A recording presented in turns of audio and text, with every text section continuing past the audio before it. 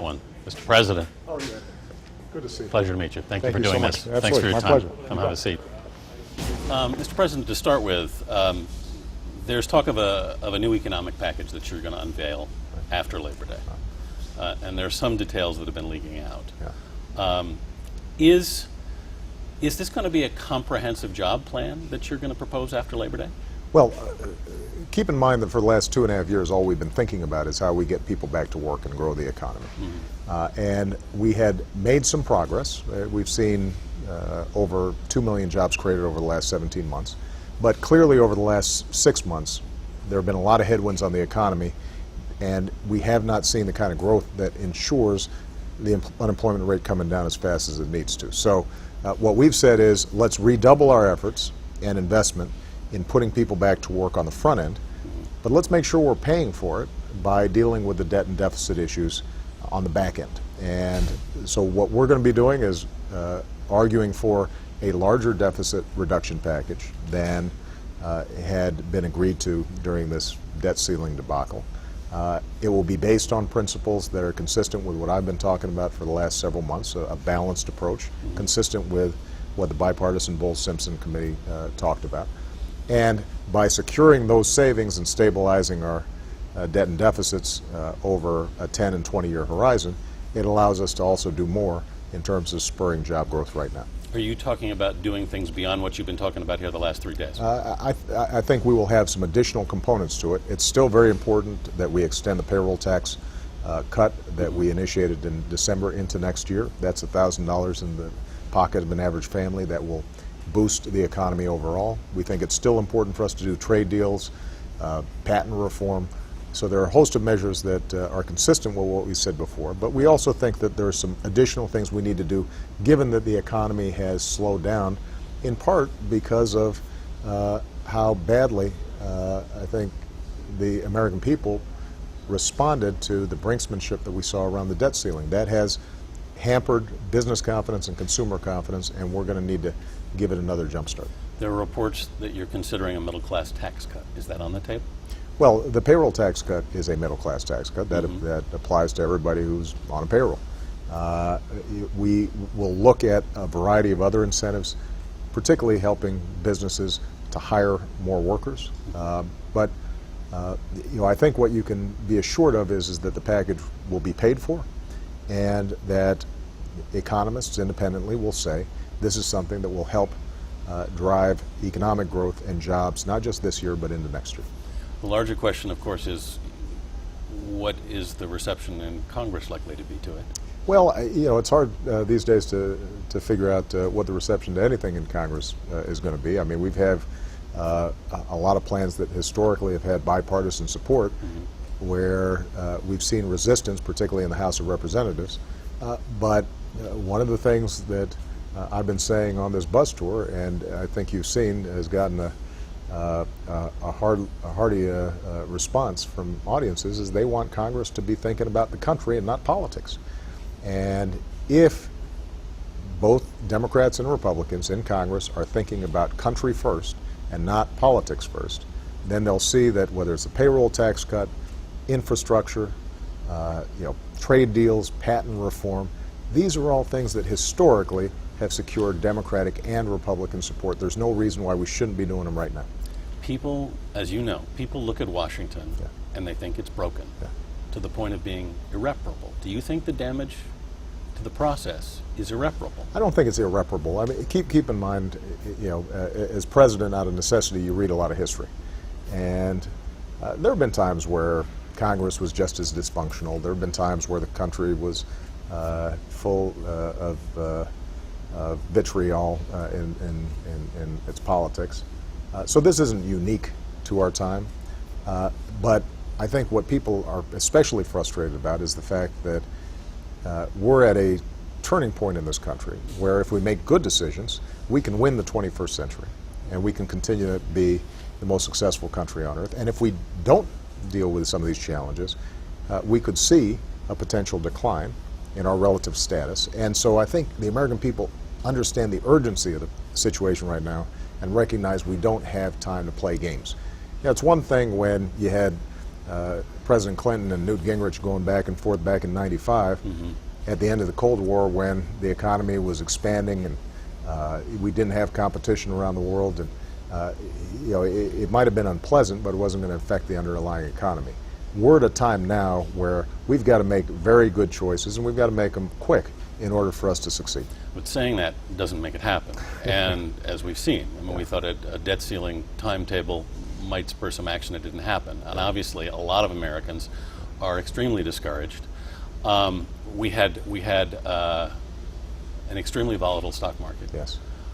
First of all, what was your takeaway from the stock market volatility? When you saw that kind of volatility on Wall Street, in your view, what were the markets saying? Well, what the markets were saying, and I think this is borne out by subsequent events, they don't worry about the United States not being a AAA country. The markets voted, and they rejected the assessment of downgrade because they all rushed to treasuries as soon as they saw stock market volatility. What I think the markets were reacting to is the fact that the economy has not grown as quick as it needs to. There have been a lot of headwinds: the European debt crisis, Japan, high gas prices from the Arab Spring. And so if the economy is not growing faster than 2%, it means unemployment's not coming down as quick as it needs to. And what a lot of folks are worried about is that the recovery that we have been on is stalling or not moving as quickly as it needs to. Do you think we're in danger of another recession? I don't think we're in danger of another recession, but we are in danger of not having a recovery that's fast enough to deal with what is a genuine unemployment crisis for a whole lot of folks out there. And well, that's why we need to be doing more. We have that already, though, don't we? I mean, it seems to me the concern last week and the week before was that the market was saying we were closer to it than we thought, and that, in fact, the markets themselves might cause consumers to pull back and tip us into a recession. Well, what is absolutely true is confidence matters. We should not have had any kind of brinksmanship around the debt ceiling. I wish that the Speaker had taken me up on a grand bargain to deal with our long-term debt and deficit. We still have the opportunity to fix that. It's not too late. I will be putting forward a plan that will be very similar to the plan that I put forward to the Speaker. I will let the American people judge whether it's the kind of balanced plan that I've been talking about for the last couple of months. We can fix these problems. Compared to a lot of countries around the world, the adjustments we have to make are so much more modest. And I think that's part of the reason why the American people are so frustrated. It'd be one thing if we had the kinds of problems that Greece did, where you potentially have to completely restructure your economy and your society. That's not the situation here. Here we're talking about closing some loopholes in the tax code, making some modest adjustments in entitlements, paring back a little bit on programs that don't work. And if we do that, and on the back of an envelope I could show you what it would take for us to do it, most folks wouldn't notice. But the markets would notice, businesses would notice, consumers would notice that Washington finally had it axed together. So you're right. Ultimately, it's going to be up to Congress to prove that they can take these kinds of actions, and I will be putting pressure on them, and I think the American people will as well. In your view, why did the grand bargain fail? I think the Speaker was sincere about wanting to get something done, but I think he had problems selling it in his caucus. He said you moved the goalposts. Well, I think that's here's the test as to whether that's accurate or not.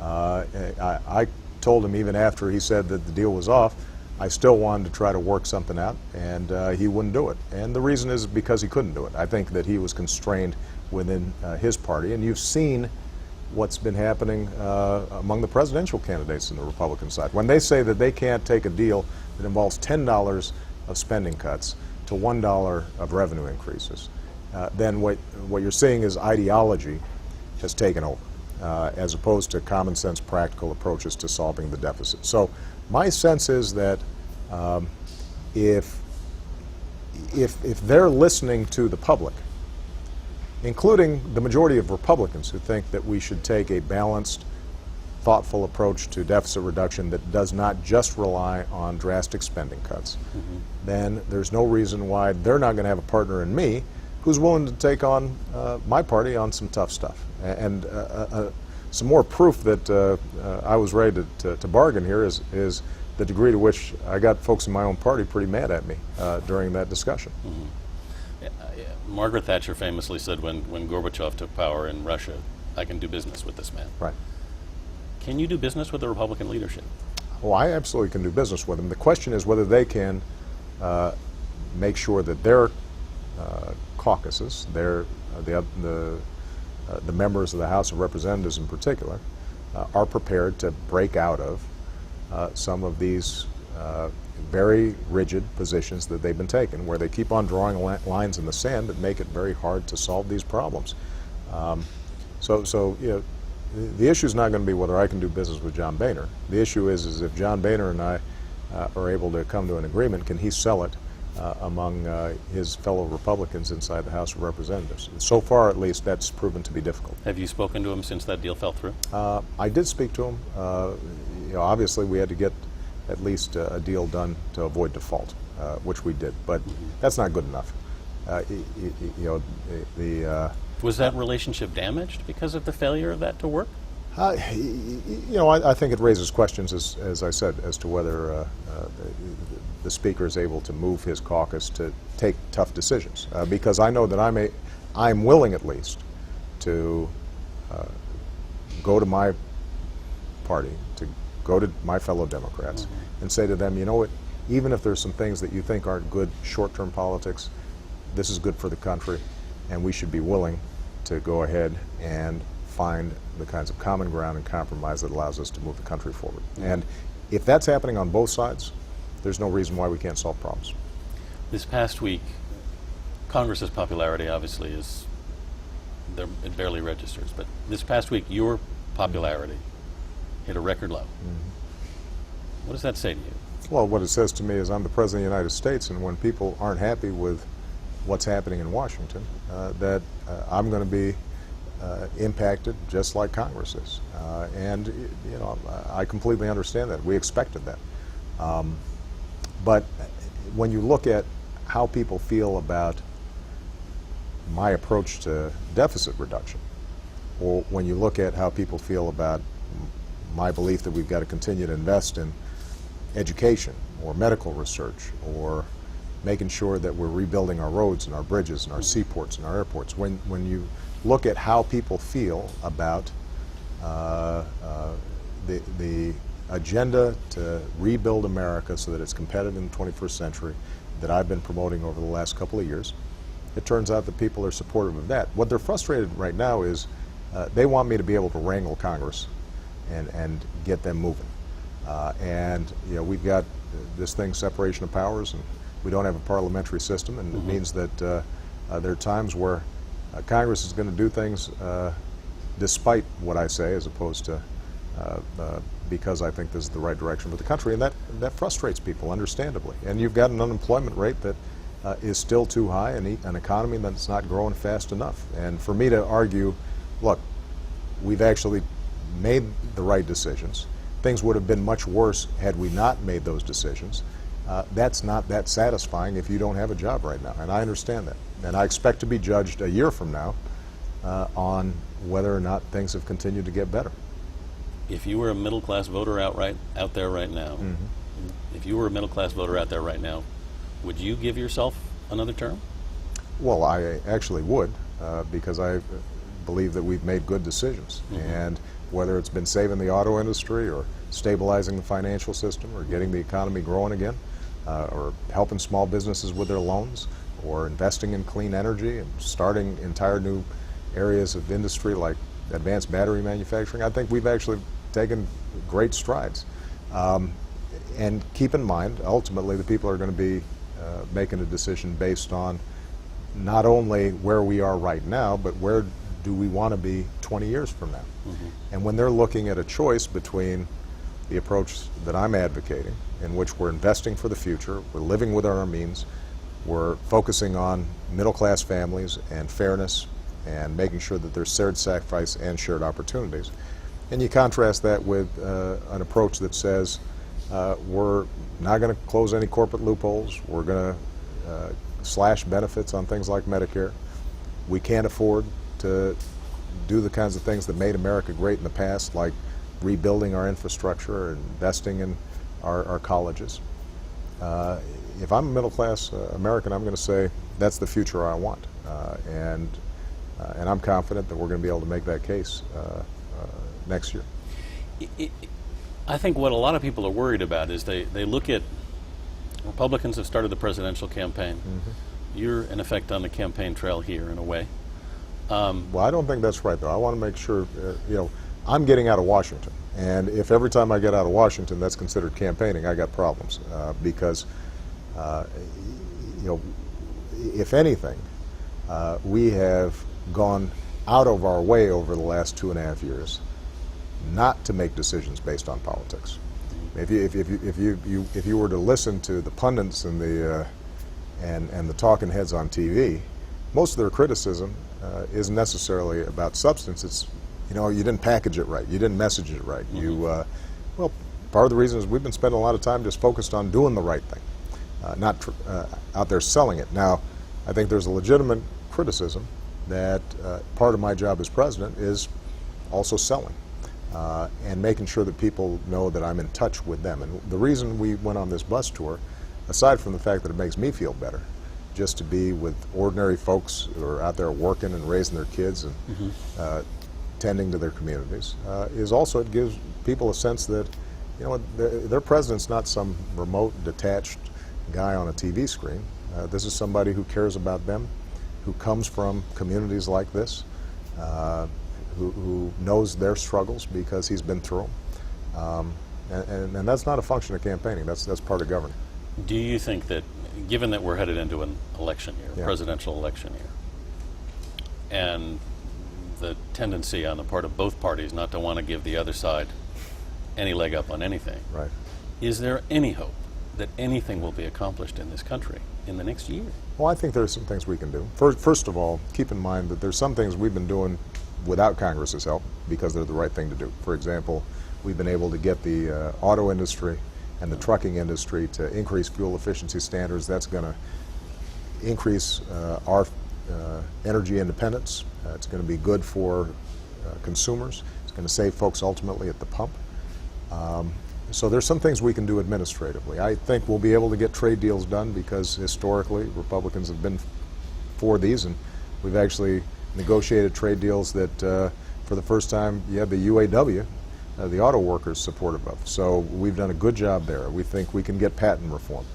I think it'll be very hard for Congress to explain how they don't renew the payroll tax cut. That would mean $1,000 out of the pockets of middle-class families all mm-hmm. across the country. So we're going to keep on putting the pressure on Congress to act where we can find common ground. I want us to move forward. And I tell you, it's not going to be good politics for those in Congress who decide we're going to do nothing when folks around the country are demanding action. I think that it would be a bad strategy on their part. Of course, I'm not advising them. Do you think the Deficit Reduction Committee has any hope of reaching agreement? I think it should. That's a different. But I think a lot of it's going to depend on whether Speaker Boehner and Senator McConnell, in having assigned these members to the committee, stick to this notion that revenue cannot be part of any package. Because if you start taking that kind of position, if you start drawing those lines in the sand, mm-hmm. then it's very hard to achieve the deficit reduction that we need without slashing Medicare so that seniors are having to pay an extra $3,000, $4,000, $5,000 a year, and I don't think you'll get a lot of take-up from Democrats on that kind of approach. Mm-hmm. You still like this job?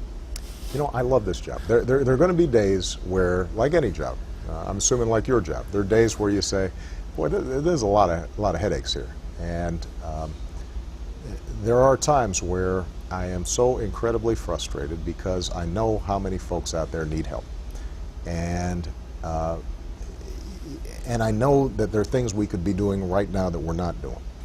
And you'll have folks like in these town hall meetings today saying, why can't we get the parties to come together on a more sensible approach to this or that or the other? And you have to explain to them, well, this is a big, messy democracy, and people have different points of view, but that can drive you nuts sometimes. You don't want to walk away from it all? You could. Well, no, because I actually think that we've done great work. I think it is an extraordinary privilege to be able to serve the American people.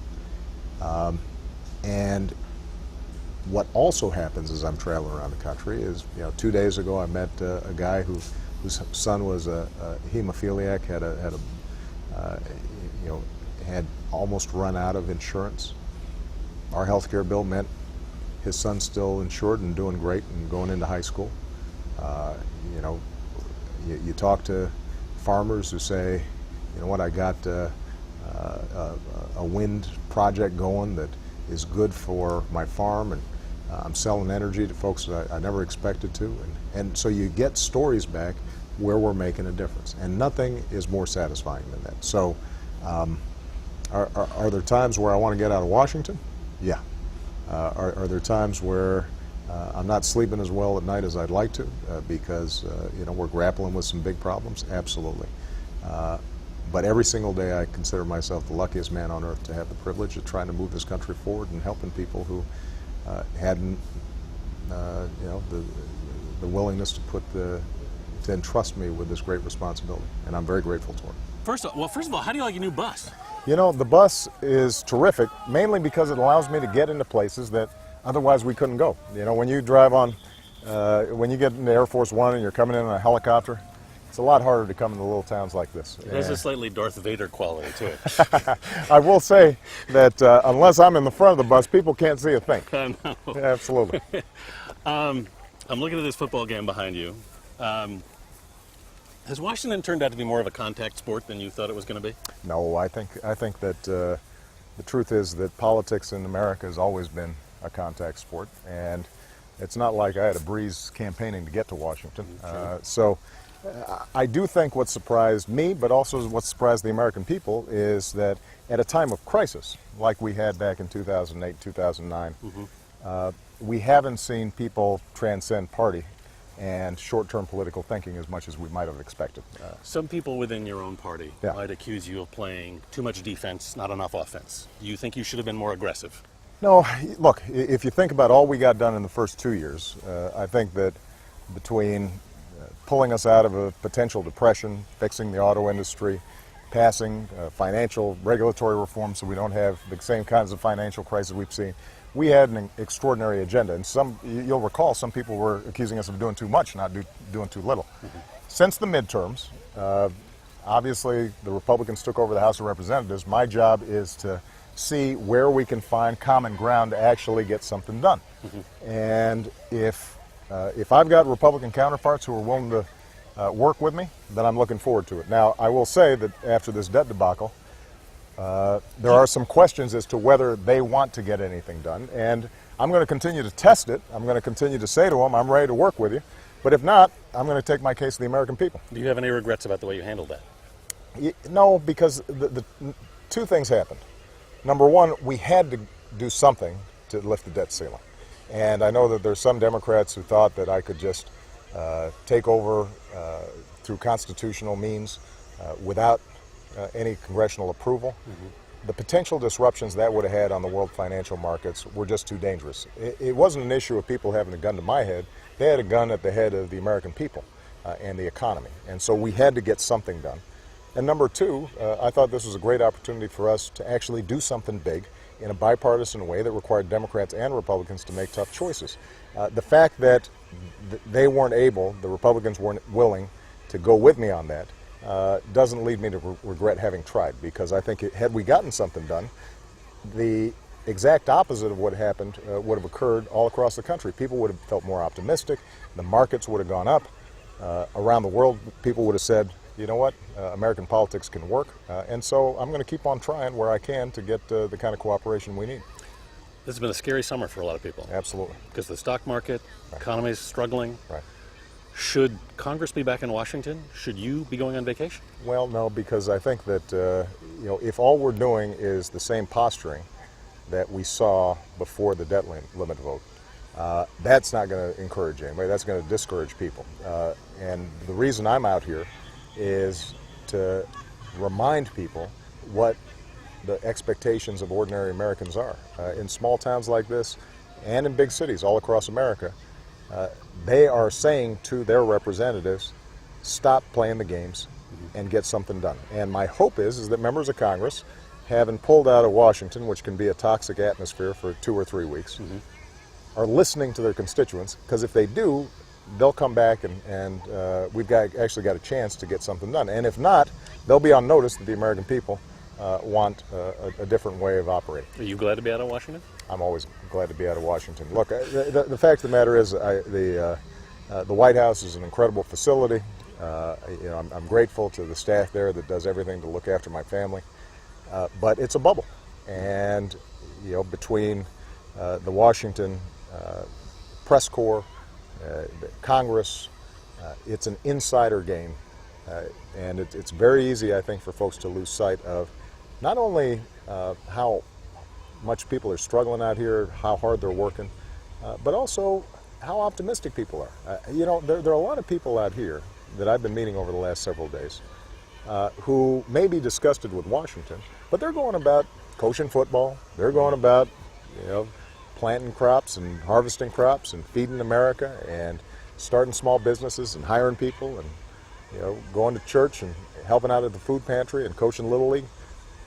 And so there's an incredible resilience and strength out here that I think folks in Washington need to pay more attention to.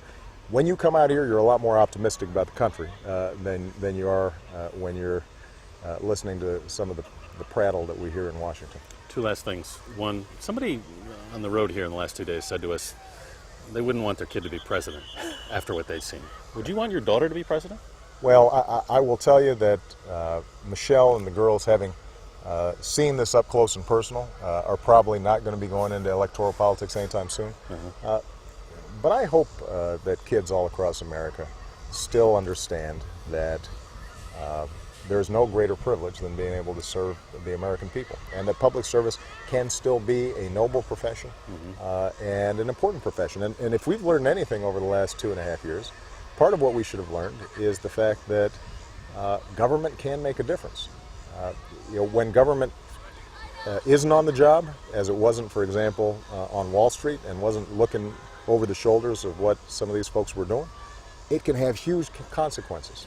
And on the other hand, when government steps in a smart way, you can help people help themselves, and it can help the free market create jobs and grow the economy. And so, I don't think Malia and Sasha are probably going to go into politics, but that's probably a temperamental thing. There may be a kid out here on the football field who could end up being an extraordinary leader 30 years from now, and I hope that they're not discouraged. Last thing, 9/11 is coming up, the anniversary. Right. Do you remember where you were? Absolutely.